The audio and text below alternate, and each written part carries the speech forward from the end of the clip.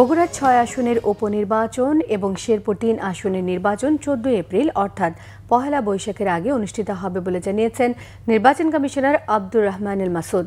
বগুড়া ৬ আসন BNP chairman প্রধানমন্ত্রী তারেক রহমান ছেড়ে দেয় সেখানে উপনির্বাচন অনুষ্ঠিত হবে। আর ভোটের আগে শেরপুর ৩ আসনের জামায়াতের প্রার্থী মারা যাওয়ায় সেই আসনের নতুন তফসিল হবে।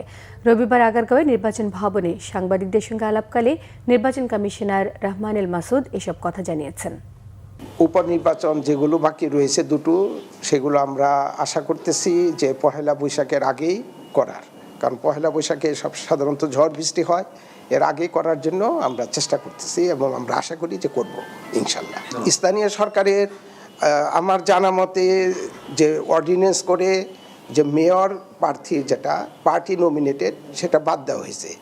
এখন পার্লামেন্ট বসবে, পার্লামেন্ট বসার পর এই বিল যদি বা এই অর্ডিন্যান্স যদি রেটিফাই হয়, এটা রেটিফিকেশনের বিষয় আছে, তাহলে সেটা ওইভাবে হবে। আর যদি এটা পরিবর্তন হয় বা আগের অবস্থায় ফিরে যায় তাহলে একরকম।